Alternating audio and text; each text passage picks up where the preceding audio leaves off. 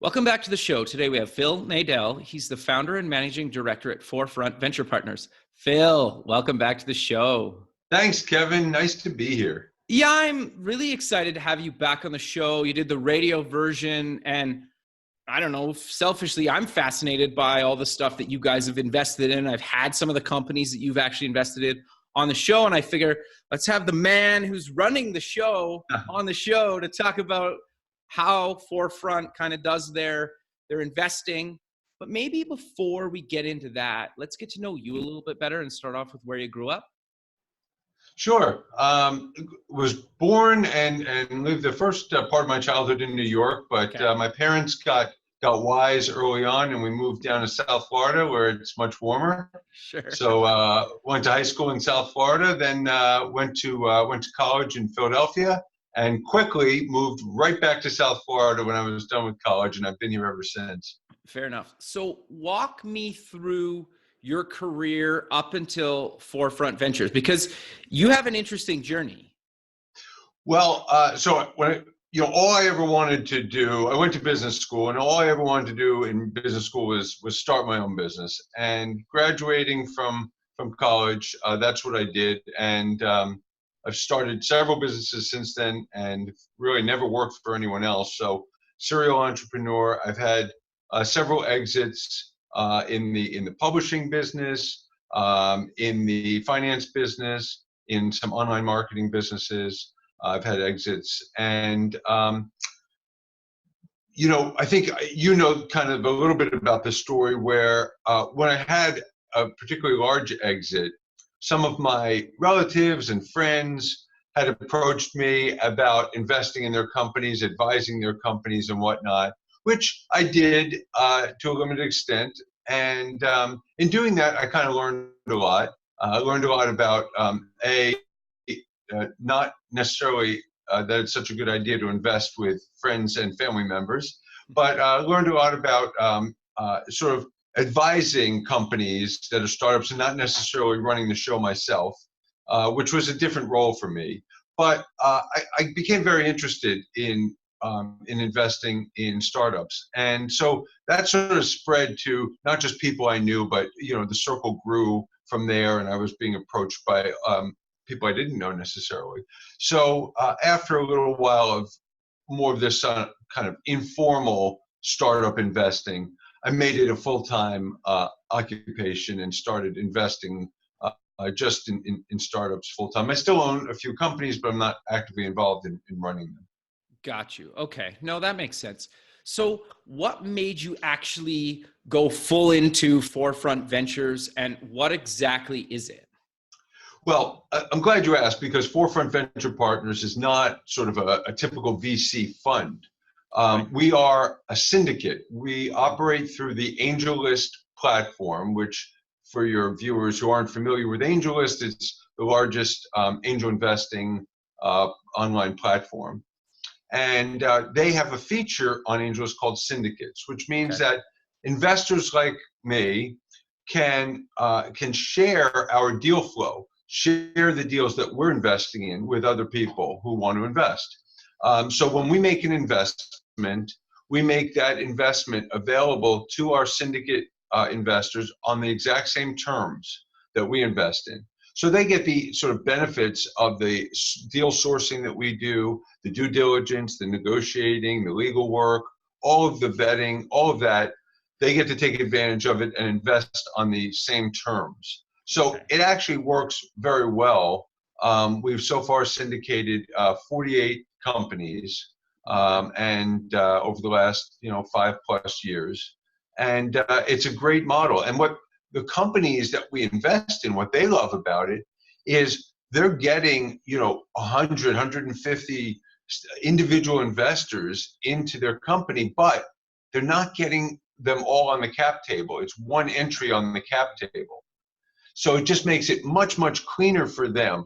And the benefit is they get the help of the assistance of all of these people, right? So if they're in a business where they could use some introductions into potential customers, for example, they put the word out to our syndicate investors, and before you know it, they're getting 6, 8, 10 emails with introductions. And it just works really well. It's a great mechanism for them to get assistance with growing their business, again, without sort of cluttering up their cap table. So it's a great model, the syndicate model, and it's worked well for us, for our syndicate investors, and for the companies we invest in. Sure. No, that makes a lot of sense. That's an interesting way that I think not a lot of investment companies actually do things. So I think that's really interesting that you guys do it that way. But I'm curious to know, is there specific verticals that you guys focus in, or are you kind of generic? Well, we're generic. We're sort of sector agnostic to a degree. We'll look at all kinds of different business models, but within that, we focus on companies that are post-revenue. So they're already generating revenue, which automatically disqualifies a whole bunch of startups, right? Those pre-revenue companies, pre-product companies, that's not our area. We also focus on companies that are capital efficient. So any companies that are involved with like a heavy R&D expense or a big brick and mortar development expense, anything that's very capital intensive, we're not going to be interested in that. So that automatically, again, disqualifies a lot of types of businesses. But other than that, we are agnostic in terms of the industry and also, at least within the U.S., in terms of geography. We invest in a few other countries as well, but within the U.S., we're certainly geographically agnostic, which is, it brings a lot of interesting benefits to be looking beyond just the major venture capital hubs like Silicon Valley. You get much more reasonable valuations. Sure.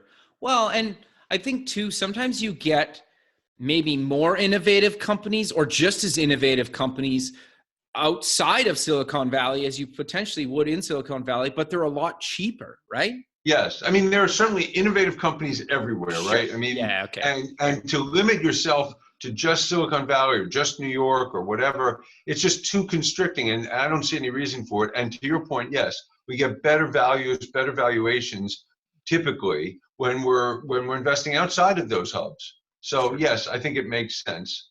So There are some challenges, of course, to those secondary markets for the companies. There are challenges in sourcing the right talent, the right personnel, but it's becoming easier and easier, especially with all the remote workforces that we have today. yeah, no, that makes sense.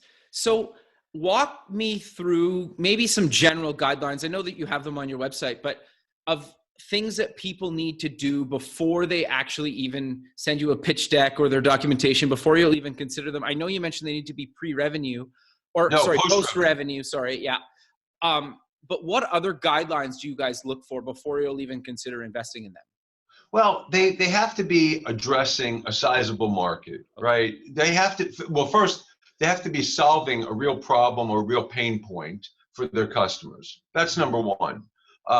They have to have a good founding team who's got some experience, hopefully a well-rounded team. So whether we do invest in solo founders, but it's better if there is a team of 2 or 3 founders with complementary skills. So addressing a real problem, a sizable market, it's got to be sizable enough that ultimately we can get a reasonable exit out of it. They have to really understand their numbers. That's really critical for us. I can't tell you how many companies approach me without understanding their numbers. They don't know what are the drivers in their business, what's going to help them to grow or prevent them from growing. So that's critically important. And just having at least the first stages of product market fit and some indication that there's product market fit and that they've identified early on some potentially scalable marketing channels, customer acquisition channels. We like to see that as well. So that gives you a few things. But on our website, we sort of list some more. Yeah, okay. No, that's interesting. So do you maybe want to highlight a few of the companies that you've invested in or maybe had exits on? And I guess maybe, are you trying to get every company you invest in to an exit, or are you fine maybe just letting them run and just kind of keep going? Or is the goal to kind of eventually sell them off? Yeah, the goal of sort of every VC is to either go public or sell, or for the Okay. companies to sell. A lot of times you find that companies that are modestly successful, they're growing but slowly. They're making some money but not a lot. Those are the ones that end up staying private for a long time and just throw off dividends. That's not really what we're looking for, but that's certainly a better outcome than a company that goes out of business. Sure. So we'll take that.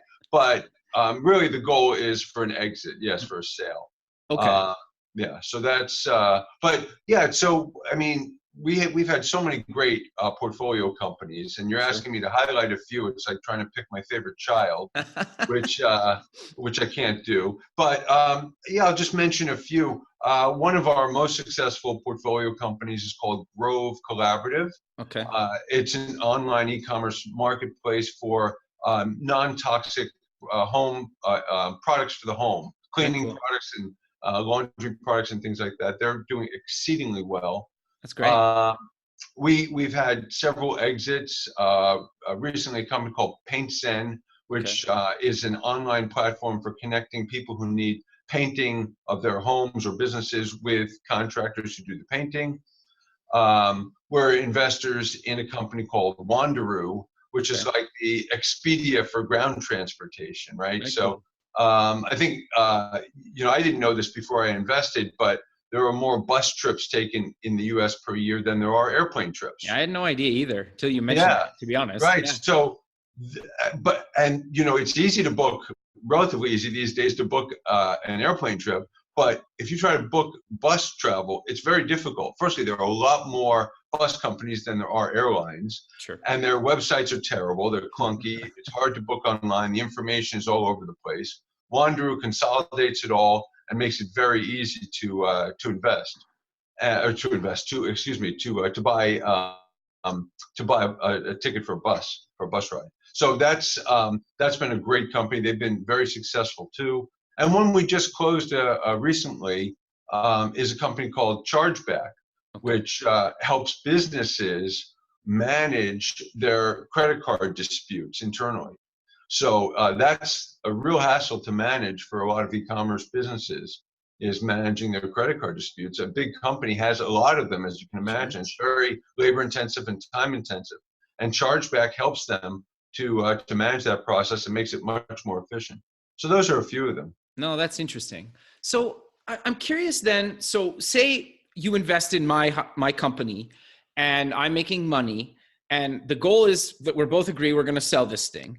At what point, how do you know when, the company is ready to be sold, and how do you find a buyer? Yeah, well, I mean, in the best case scenario, and this happens a lot, potential buyers are approaching the company. Okay. And most, in a really good company, most of the time it happens too early. Buyers start approaching them too early. And it can be very tempting for an entrepreneur to sell too early. But usually it's a very organic process. Either potential buyers are approaching the company already. Sometimes there's a strategic shareholder who will end up buying the company. Sometimes it's a competitor who's aware of the company. Oftentimes it can be a supplier or a customer of the company. We had that recently with one of our legal tech investments that exited to a customer. So that happens. But ultimately, if the founder sort of feels like the time is right, they can go through a traditional process with an investment banking firm and try to find, vet a lot of different potential companies as buyers. So there are a lot of ways that it can go, but the best way and the most common is when it's organic and it just grows out of a pre-existing relationship. No, that makes sense. So how do you work with an entrepreneur that maybe gets an offer and you think and it's too early? Because I think in some cases, like if you're the hot potato, you kind of need to sell, but you also don't want to sell too early because there's been so many examples where, I don't know, like a big company will come and say, we'll give you 30 grand for your idea. And you're like, no, I want 3 million. And they're like, it's not going to happen. and then you wait another 6 months or a year, and then you might get, say, 30 million, right? Or I don't know what the number is, but like, how do you know when you're you need to sell before it could potentially you run out of money or go under, or you're not the hot potato anymore? Because I think it happens all the time. Yeah, that's a very difficult question. It's very difficult to figure out when is the right time to sell, because you don't have a crystal ball. Yeah. Now, companies that are running out of money, that's not a great time to sell, even though they may feel they need to sell at that time, because that's a desperate time to sell. So you don't want to sell when you're desperate. You want to sell when things are going great. So like you don't need to sell. That's exactly right. Okay. Growth is off the charts. You're growing, double digit or more month over month. Oh, wow. You're starting to really hit cash flow or get close to cash flow positive. So things are really going well. You're in a big market. You have lots of scalable customer acquisition channels. That's the time to sell. When, but a lot of companies do sell too early. And ultimately, to the first part of your question, it's not my decision as an investor. What we do is we'll advise our portfolio companies. If they ask for advice, we'll provide them with our counsel and our advice on when we think it's the right time or if it's the right time. But ultimately, we're not majority shareholders. It's not our decision. And we respect the decisions of the founders of the company. Sometimes it's a personal reason that they want to get out, and maybe they're feeling burned out themselves, or maybe they just are looking for that exit and they're happy putting, let's say $10 million in their pocket, even though if they wait a few years, they may put 100 million, but they're happy with 10 million and they feel like they want a different challenge. That happens sometimes. Sure. So have you guys found that once a company sells and then maybe it's their second or their third startup, you're way more likely to invest in them? Or does it really not kind of matter if they're just a first-time kind of founder or not? Oh, no, it absolutely matters. I mean, a proven successful founder is we'd much prefer to invest in someone who's had successful exits before. So, yeah, absolutely. It doesn't mean we don't invest in first-time founders. We absolutely do. But if someone has had, a successful exit or two or three, they obviously know what they're doing. They've learned a lot. They have a lot of experience. They know how to scale a company. And that process is replicable, right? That's a repeatable process applied to a different business. Doesn't always work out, but much better odds with that kind of a founder. So the thing that I've gotten asked before, and I'm curious to get your thoughts on, is if I'm a founder and I've sold a couple companies and maybe let's hypothetically say I've made enough to retire and I start another company, why would I want to raise more money? Like, wouldn't I just self-fund it? Or maybe a bit of both? Sure. I mean, it depends. Firstly, it depends on what your goals are. Okay. How big a company do you want? If you're content with a modest sized company, or you're content growing more slowly, you can self-fund it. Okay. Depends on how much savings you have and how much you're willing to invest and how much capital the company needs. So if the company requires, a few $1 million to scale, to hire the right people, to build out whatever infrastructure, to do the right development, and you only have $500,000 or not even, then you need to raise money. Sure. So there are a lot of reasons why you'd want to raise, but I certainly very frequently advise founders not to raise. There are certain types of companies where they don't need to raise, and they probably shouldn't, and they'd be better off retaining 100% of the equity and growing at a more modest pace. Okay. No, that's kind of what I thought, because it seems like more and more people that I've kind of had on the show that have had a few exits and they could easily fund their own companies. Yeah. To still raise money. And people have asked that, and I've kind of wondered that sometimes. It's like, well, why raise money? But it's like sometimes just I guess it's a case-by-case basis a little bit. Yeah, it is. And also, I mean, there are other benefits that come from raising money, and that is the advice and counsel that you get from the investors. And if they're experienced investors in that field, that can be very beneficial. That can be really helpful. So that's another, beyond the capital, that's another sort of benefit that comes out of it. But yeah, it's a case-by-case basis. We've had some very wealthy founders who've started companies and looked for funding because they just don't want to invest all their eggs in one basket. Sure. Maybe they've invested a few $100,000 or even $1 million in this new company, and that's, they have skin in the game, and that's what we look for. But beyond that, they feel like they want to get some other people involved and raise some money at scale. Sure. So is there a typical amount that you guys would give to a company that are asking for investment? Is it like a couple $1,000,000? Is it hundreds of thousands of dollars? Is it like $10+ million, or does it really depend? No, our typical investment amount is like 400,000 to 500,000. Okay. And we never know exactly because it's up to our syndicate, right? So Right. our syndicate investors each have the opportunity to opt in or opt out of every deal that we present to them. Okay. And so if the deal really resonates with them and they're excited about it, they'll invest more. And if it doesn't, they won't invest. So, but typically over the 48 deals we've done, the average has been somewhere between 400,000 and 500,000. Okay. No, that makes a lot of sense. But Phil, we're kind of coming to the end of the show. So maybe let's close with mentioning where people can get more information about yourself and Forefront, and where they can check you guys out online. Sure. Thank you. ForefrontVP.com is our website. So that's certainly a place to go, forefrontvp.com, or on AngelList, their website is angel.co. They can look up Forefront Venture Partners. But I'm also on LinkedIn and Twitter and Medium and everywhere else. So social media. Perfect, Phil. Well, I really appreciate you taking the time again to be on the show, and I look forward to keeping in touch with you, and have a good rest of your day, man. Thanks, Kevin. Appreciate it. Thanks. Take care. Bye.